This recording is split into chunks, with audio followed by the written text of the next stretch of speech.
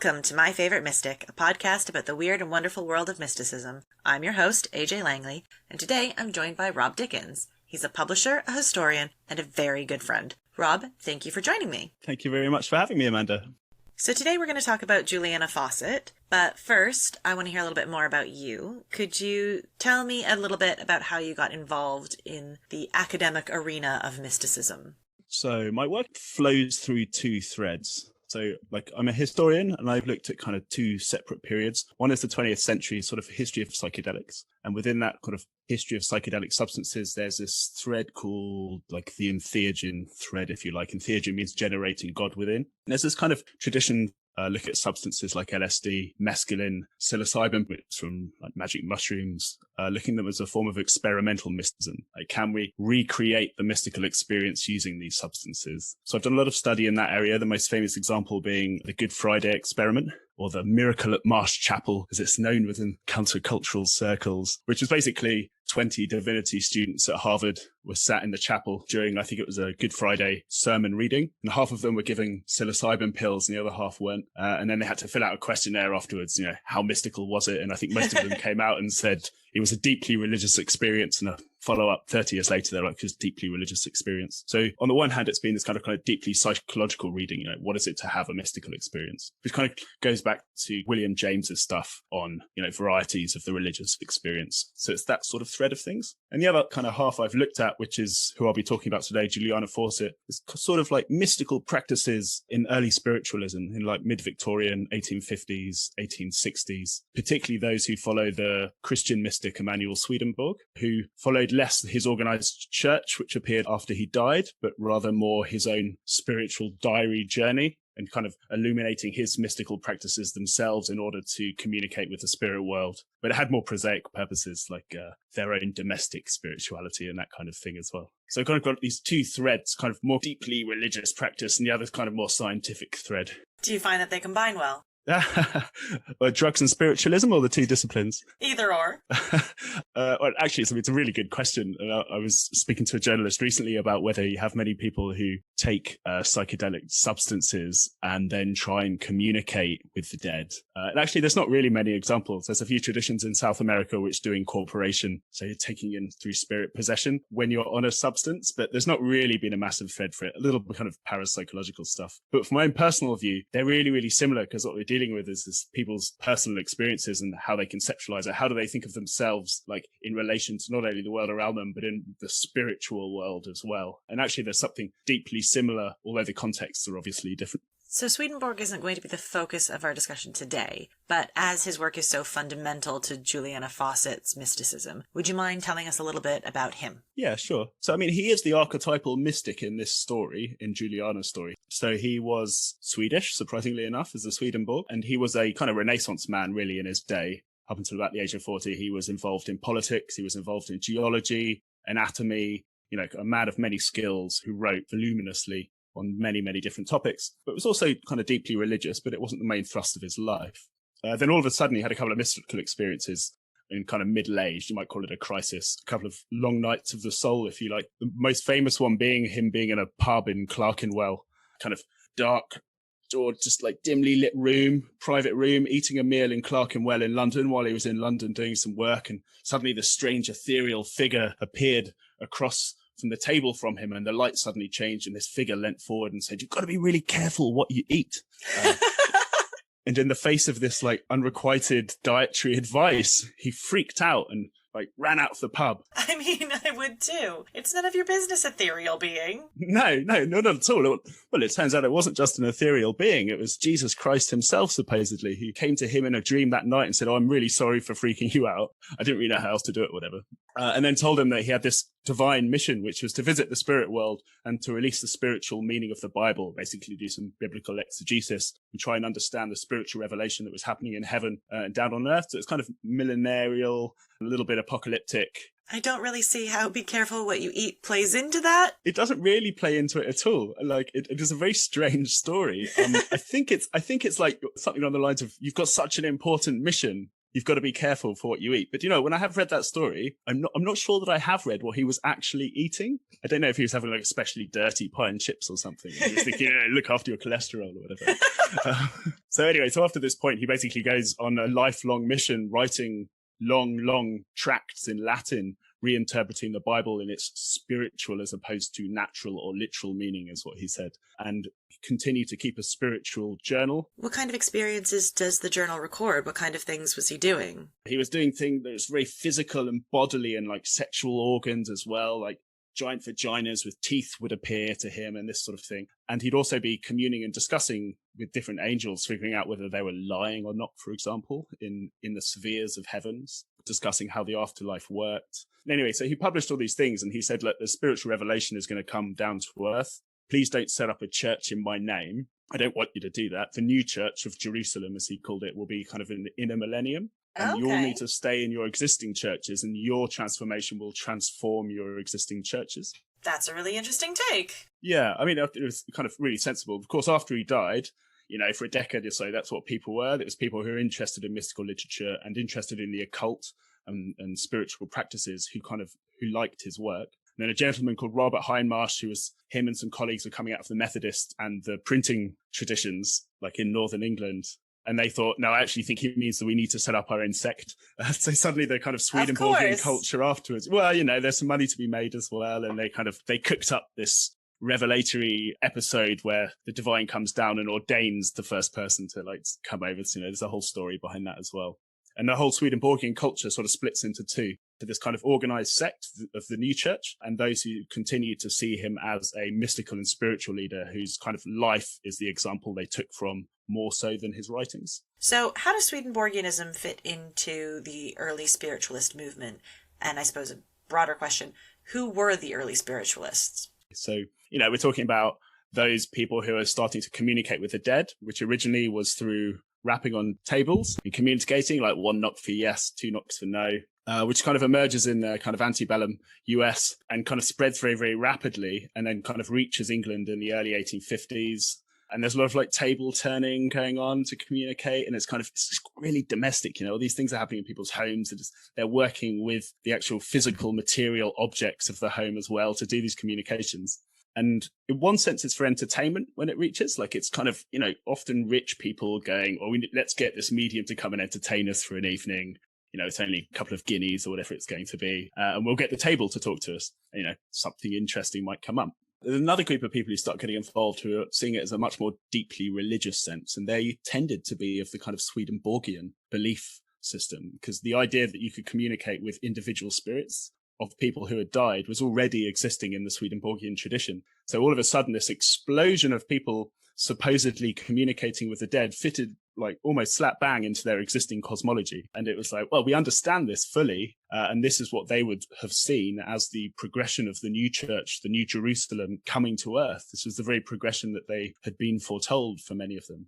Had Swedenborgians already been participating in these kind of rituals, or was it new for them as well? Okay, so in the intervening years between the sort of 1840s and the early part of the century, there's 1 or 2 people who are doing communications within the Swedenborgian sect. And then suddenly, when it kind of emerges slap bang into popular consciousness and popular media, they just kind of accepted it, many of them. And they went, this is it. This is what has sort of been foretold. We should be taking part in this process that's happening. Well, half of them did. The people who were involved in the sect were saying the very opposite thing. They were saying, we shouldn't be doing this. These people are leading us astray. We've already had the revelation through Swedenborg. Stick to your litany. Stick to your church. So this whole divide suddenly springs up again. And Juliana Fawcett is standing astride these two.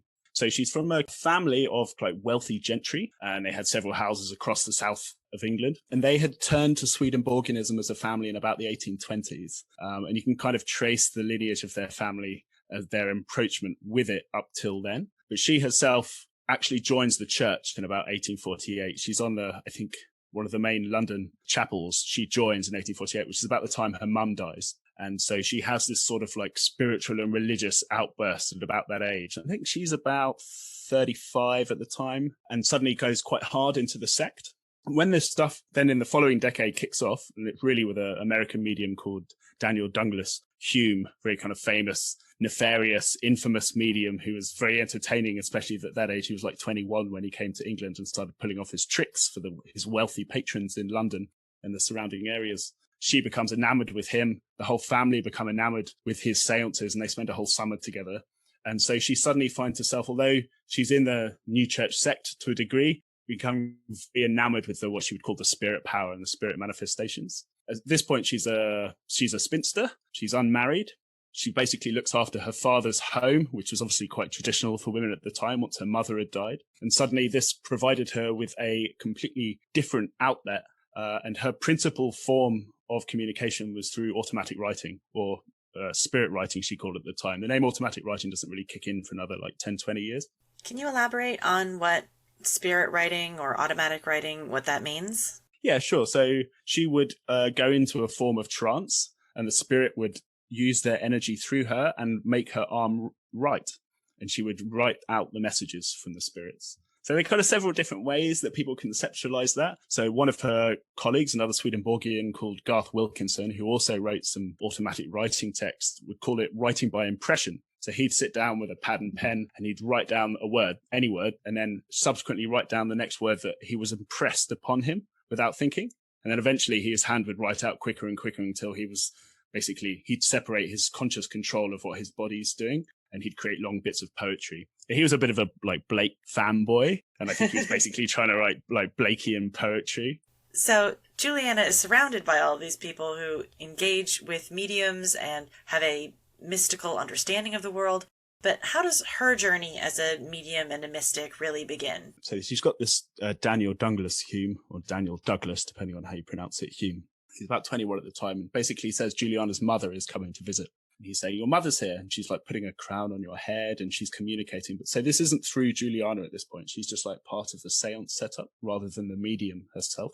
But the mother gives her a message and says, I have someone here who wants to see you, who is identified in her earliest text as W. And I can identify that person as a character called Willie later on. So it's like a William, but we don't really get the full name. I had to do a bit of cross-checking on different texts and periodicals to figure out who it was. And he is purportedly her spiritual husband-to-be. So she starts off, when she first starts writing with her mother channeling messages through. And her mother's basically been finding her a lover in the spiritual sphere. Okay, so we have some otherworldly matchmaking happening. Exactly. And I mean, even some of her detractors at the time are literally saying, come on, is that all your mother's been doing for you after she's died? I mean, anyone who has read Austen has to assume that's all a mother would ever be doing. Yeah, well, I mean, I do wonder whether she was steeped in her Austen at the time. Actually, I don't know. To be a whole nother question. Okay, so having met her betrothed, what happens next? So the spirit, Willie, begins to talk to her and channel through her, and he becomes her principal controlling spirit. And she writes a book. Obviously, she wrote it, but didn't author it, is the thinking about it. The spirit authors the book, called An Angel's Message. And it's kind of a deep riff on Swedenborgianism. And one of Swedenborg's idea was this idea of conjugal love. And conjugal love is finding your spiritual other. And it's not that, so an angel isn't, the traditional idea of the angel in the house is this the perfect woman in the house at the time. Virginia Woolf would later go on to write about it and stuff. But that's not actually how either the person who wrote the poem, Coventry Patmore, was actually influenced by Swedenborg as well. And the idea is that the angel is the joining of man and woman. To reach your angelhood is to find your spiritual other. And as you go up towards heaven, you combine to become an angel. So an angel's message is about the conjoining of her and W, or Willie. And their conjoining is then a riff, passing on these deeply spiritual messages about love and finding your spiritual other. So is the spiritual other the equivalent of an earthly spouse? No, so we always have our spiritual other. So That isn't necessarily the person you're married to. So this is the interesting thing. Swedenborg's book himself has got several Swedenborgians over that period beforehand into trouble because they read it as a justification for having concubines. Ah, so your spiritual other can be anyone, and if it's not the person you're married to, then you still need to find them. Yeah, or vice versa. I'm with my spiritual other, but you still need an outlet for your animal pleasures. The differentiation between the two types of love, it gave license to certain men to behave in a certain way, which of course scandalized the sect. Juliana, I mean, I'll talk about this a little bit in a bit. She uses it in the reverse way. So later on, people propose marriage to her and she refuses. And she says, I already have my spiritual husband. Why would you make me take two? So she's using it as a sort of power technique in her own life. in much the same way, but like in a reverse situation. But she's using this kind of writing to say, look, I'm in charge of what I do. I already have a spiritual other. I don't need you. So this is really interesting ways she's taken control of her own life and the way she expresses herself. Does all of this information come from Juliana herself? Juliana published 4 or 5 books and a couple of no longer extant pamphlets, or I certainly couldn't find them. Published it all anonymously. It took a bit of sleuth work to figure out they're all by the same author. And there's very little about her. And I think you're aware of the question of, well, does this person actually exist? What's my evidence? Yes, I'm unfortunately a little bit too familiar with that question. Well, yeah, I really struggled with Juliana for this reason. And it was only 150, 170 years ago. And I did actually finally manage to find a couple of letters, one in the National Portrait Gallery, which have her hand and her signature. And, you know, I can be like, okay, this is the person. They will match up. Like, she's on the death register as well. So it's like, I've got some evidence for her actual existence. But for her actual life, there's very little. But what comes out of the text, as soon as I realized that it's her, is a mediation of her own life. These texts are as much autobiographical about her as they are about riffing on Swedenborgian spiritual and mystical ideas. And in fact, they're not really two different things. They're sort of essentially the same. She would see Swedenborg's ideas as being about her experiences as well. Like, be difficult to differentiate them. So if you read the books without any background knowledge, they're kind of strange books to read. You know, she's talking about like spirit germs and like the problems with birthing spirit and coupling. And so it's like she's having a kind of gender debate with herself that doesn't have any context because it's out of context for when she's talking about it. Until I found a seance note by another spiritualist called Robert Dale Owen, who'd written a small narrative about her when he was visiting London in the late 1850s. And he relates a story that her good friend had told them that while he'd been away, she'd gone through this whole process of a spirit pregnancy and had got to about 7 or 8 months before she deflated, essentially. But I mean, her breasts had swelled and she'd gone through the rest of the experience itself and had caused a bit of a scandal. And she gets whisked away to Brighton, I think. And they're like, okay, we need to take you out to the London social scene. Like, you've caused a bit of a scandal. And it sounds quite big, but actually I couldn't find much more information about it. But then suddenly all the books make sense. Suddenly she is going through this process of spirit birth in the books. And she's basically uses something which another female prophetess uses, like Joanna Southcott went through something similar with a kind of spirit pregnancy. But lots of the arguments are that, well, of course it deflated because it was a spirit birth. What, you were expecting a real child? Like, she went through it and she's given birth to this great spirit and it's part of the progression. But then it puts a whole light on her books that she's having these kind of deep personal questions about her body, about the birthing process, about relations between the sexes. And it's all within this kind of deep Swedenborgian cosmology. So when you first read the text, they feel so distant and they feel like it's a whole set of languages that you have to approach to understand and to learn about them. But then as soon as you realize that, they suddenly flip to being like deeply, deeply personal. Like, I've never felt so close to someone I've been studying when I learned this information about her. I had this very weird experience as well. Like, I'd read the seance notes and I still hadn't found a copy of her writing, her actual like handwriting. And when I went along and I'd ordered a file, there was 3 different letters in this file, only one of which she wrote. And they'd laid them out in the National Portrait Gallery for me to look at. And I just knew instantly which one was hers. Like, and I just got drawn straight to it. It was like, that's the one. And lo and behold, that was the one. And I mean, of course, there's a 1 in 3 chance or whatever, but like, I had this deep feeling of knowing her. And here she is talking about like the problems of spirit germs and where they go and stuff like that. And really, I've got no empathy with that kind of situation, understanding whatever, but suddenly realizing that she was using this process of automatic writing to put her feelings about these topics onto the world, it became very, very personal. And actually, I feel very like honored to have had a chance to look into her work because no one's done it at all before. She's a couple of footnotes and a couple of spiritualist histories, and that's it. So it felt very privileged to be able to kind of bring her story back to life. I suppose it has something to do with the anonymity of the texts, but it seems really strange to me that someone who was so involved in these circles, was a member of a prominent sect, had these experiences and caused scandal, that she's just disappeared. Yeah, so she is sort of airbrushed by the spiritualists themselves. Because of her spiritual pregnancy? Yeah, I think it is. I think that they felt that they were giving their burgeoning movement. If you think at this time, it's still not really modern spiritualism. If people are using that term in the 1850s and 60s, they're just saying it's modern compared to spiritual manifestations in the Bible, which were the ancient ones. It wasn't a movement in and of itself. They didn't have any national organizations until later in the century. So at this sort of burgeoning time, I think people were embarrassed and they were going to give themselves a bad name as they were coming through.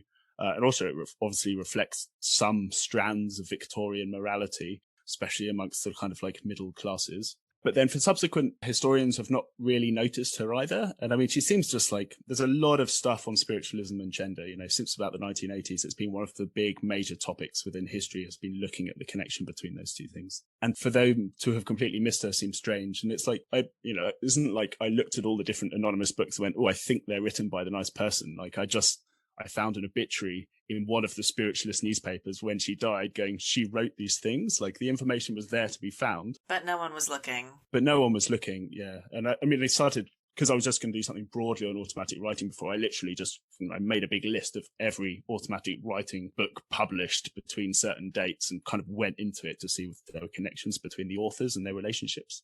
And she was basically the most successful writer in some respects. She wrote more than nearly everyone else. Right up until kind of William Stanton Moses, kind of 20 years later, she was the most well-published automatic writer during the period. It's very nuanced compared to a lot of the other writing. It's much more generic, some of the other writing, because they're trying to create this kind of like big schema about what they think this spiritualism is. But hers is a much more deeply personal journey. And I think perhaps people struggle to fit that into a narrative more. So she obviously wrote quite a bit. Could you tell us a little bit about the works she wrote after her spiritual pregnancy scandal?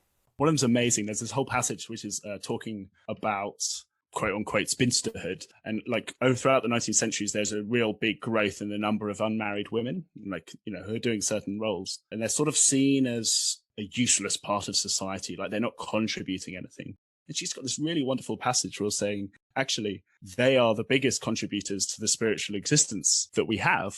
And she starts justifying this through the body. She's saying the spirit germs, and she starts basically referring to periods. And she's saying, we are giving birth to the next generation of spiritual beings, like every month. Like, what are you doing? So she starts giving them an important role and using spirituality to give them like their important place within society. And that being herself, you can see this is very important justification for her own existence. She's staking a claim in the ground about meaning in her own life. It's really like touching to read it like that, and it makes a lot of sense. And then she tries to couch the language. So the other way I was looking at this was like about domesticity, and she's got these wonderful things that actually she's talking about some like highfalutin ideas at certain times. But then the spirit will be speaking through her, and she'll be asking her, like, or him mentally, going, where can we learn about this spirituality? Like, where is it to be found? And the spirit replies, well, it's not to be found in books. It's to be found here on your couch. Come relax in your home. Learn about spirit here where it's comfortable, like within your family, within your space. This is where it needs to be done. And there's this sort of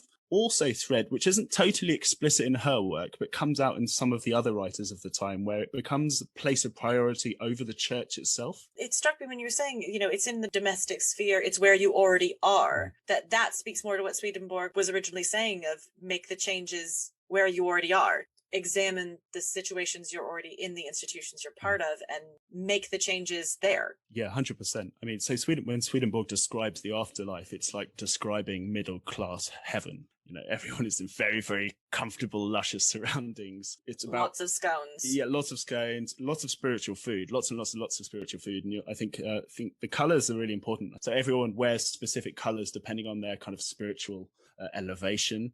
Certain colors corresponding to different levels. And so it's about clothing, fashion, housing. Like it's a deeply like middle class view of the spiritual afterlife. Very materialistic. Very, very materialistic.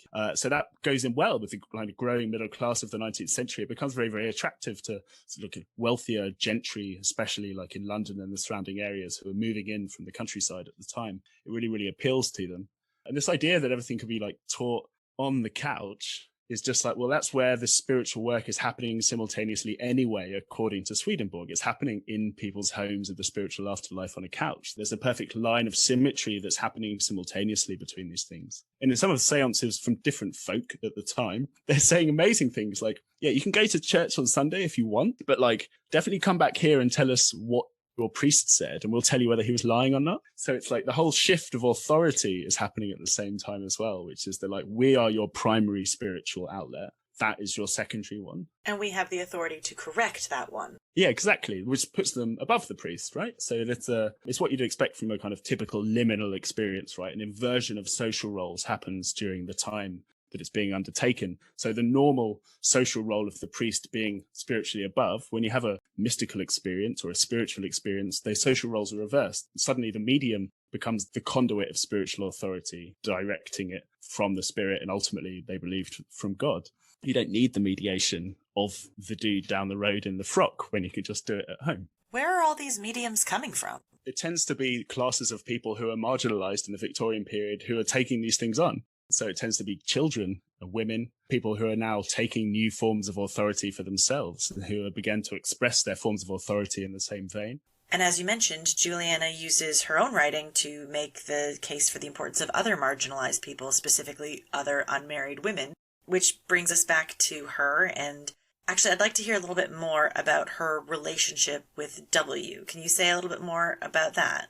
According to the narrative of her own writing, which, as I said, was partly biographical, she knew W in life. So he was a friend of her father's who she was basically enamored with when she was a kid, but who ignored her. And this is all kind of a confessional tone that comes out in the first book. She describes herself as being a kind of a bit of a flirt when she was young and like always dressing up really nicely to do dances and stuff. And she's very ashamed of it now that she's become more deeply spiritual and religious. According to what Dale Owen was saying about it, he would visit her mostly to begin with during the day. And he would almost overwhelmingly communicate through spirit writing. And it sounds like it was very much part of her normal domestic spiritual rituals. So she would wake up in the morning, she would say the Lord's Prayer, and she would set herself up to do some writing. And then the communication would happen. So it was very, very ritualistic and kind of plays into normal domestic religious patterns, like a family sitting around the table, like riffing off a Bible passage and that kind of thing. But then according to Dale Owen's private and quite salacious seance notes, he begins to visit her at night and begins to caress her. And it's from this point that she gets impregnated. Pregnant. Yeah. So there's some other stuff going on. There's some like physical communication going on with this spiritual world as well, which is quite interesting. But she doesn't talk about that in her books, of course. And it's only really because there's so little secondary sources on her, I can't really say anything more than that. And even just taking it from one is problematic in and of itself. But I think it definitely speaks to the whole narrative. It fits in with the narrative of her books that he would have started visiting her at night, like out of view of other people, if you like. So we know about her communication with W, her mysticism, and the scandal that her spiritual pregnancy caused. But how does her story end? It's kind of a sad story. She passes away by about 1870 and is completely forgotten. She's the one big spiritualist. History by Frank Podmore about the turn of the 19th, 20th centuries mentions her in a footnote in the books, and she's basically completely forgotten. However, like during that period, which is the really important formation period for modern spiritualism and this kind of moment of excitement from Swedenborgianism, she's vital and she's there. She's having debates in the periodicals with the people in the sect. She's saying, like, there's something in this. There's a circle of us doing it. You should really get involved. Give it a try. And there's this big battle happens within Swedenborgianism, which results in basically all of the more mystical elements being purged from the Swedenborg Society in 1860. There's this kind of story of these two sides over 10 years getting more and more polarized until you have this explosion moment where they're basically purged. And those who are purged end up becoming modern spiritualists. And those who remain a small Swedenborgian sect, which still persists today. The Swedenborg Society hosts lots of brilliant talks. All that place where it all happened is still going now. And this newspaper reports about how they're getting injunctions and the vice squad gets invited in sometimes to like kick out the people who have taken it over. And there's suggestions that people were adding names to votes in order to overturn the majority of the new churches, so all the sect members couldn't get their ideas through. And then there's William White, who runs a bookshop, who's publishing lots of these spiritualist texts, but at the same time running the Swedenborg's bookshop. He's at the center of all this, and he at one point refuses to leave his bookshop, and they have to get people to throw him out, and it all really kicks off massively in this small religious sect. What I argued in my thesis was really this is the defining moment for modern spiritualism in Britain. Is if Swedenborgianism had accepted these spiritual changes that were happening, then I think what we understand as modern spiritualism today would be wholly understood within Swedenborgianism. But instead, it provided the conditions to birth this new subculture, this new spiritual and religious subculture in Britain. She was at the heart of that. And yet she's completely forgotten about. Until today. Yeah. Yeah, I mean, it's such a shame she did. I found it so fascinating. Some of the main people who are involved in this story, are super boring. To be frank, some of the people that people have concentrated on are really dull and don't seem to have had extraordinary lives. And I know it's kind of unfashionable in history these days to concentrate on the lives of people. But I mean, I couldn't look at someone without at least trying to put myself and go, what was their experiences like? So Juliana's wouldn't. People aren't riffing about her even within the spiritualist community 20 years later. She's forgotten and purged by them. But she is so crucial, and her experiences and her writings are so crucial for that crucial moment that sort of makes her a great person for that time. And to take this person who's writing anonymously, which was typical of the period, but who actually wasn't that anonymous because she was writing with her initials in other places and she was writing pamphlets with her name supposedly. So it's almost like the anonymity was a pretense. It was a performance. She was very, very well known at the time. People knew who she was, and I'm sure they would have known about the scandal as well. So, Rob, I just have one final question for you, which is, why is Juliana Fawcett your favorite? Juliana's my favorite, well, for two reasons. One, a kind of selfish reason, which is like, I feel a slight form of ownership having rediscovered her writings and like told her story in my thesis. And I feel some attachment to her for that reason. She's my favorite because, you know, it almost brought a tear to my eye writing the biographical bits about her and telling her story. And I feel emotionally very, very close to her on a personal level. But I also sort of admire her as being caught between a rock and a hard place in the 1850s and 60s and everything she was trying to do. And it really brings a smile to my face, trying to imagine her turning round to her suitor and saying, there's no way I'm marrying you. I'm married to Willie. Who's Willie? You wouldn't know him. He's dead. Yeah, no, exactly. I just think, like, she had some gusto, I think. It takes the I have a girlfriend who lives in, you know, another country thing to a whole new level. Yeah, I have a boyfriend. Exactly. He's just dead already. Yeah, he's dead and I'm pregnant. with spirit, like all non-married women are, and you're lucky to have us. Yeah. It's difficult to form a complete picture because the sources are so sparse, and I've probably filled in a couple of holes in this discussion, but that sort of makes her even more fascinating for me. I've never been one for studying people at the center of situations with all the information. In the archival work, I like digging out stuff that people haven't looked at, and I like telling stories that haven't been told. And when I find someone like Juliana, it feels like I'm doing my job properly. So she brings out the detective side of being a historian, which is probably the best bit. I think so too, yeah. I mean, as much as I love the grand theoretical narratives, I've come to take them at their word and realise that they're very, very culturally dependent, even the grand narratives. So what I've come to appreciate more are those individual stories and the individual times. And almost, I mean, I didn't write a microhistory, but it's almost the more microhistory stuff. It's the minutiae of what's going on and how that can be like read out into these larger stories rather than the other way around. It sounds like Juliana's experiences were intimate and intellectually stimulating, which, I mean, what more do you want in a spiritual partner? And that meant that she was her own person, and who doesn't love an individual? No, exactly. And she's a forgotten voice articulating herself creatively, ultimately, in her writing to the degree that she does. It's quite remarkable as well. The thing I found most fascinating about her text is how deeply autobiographical they were.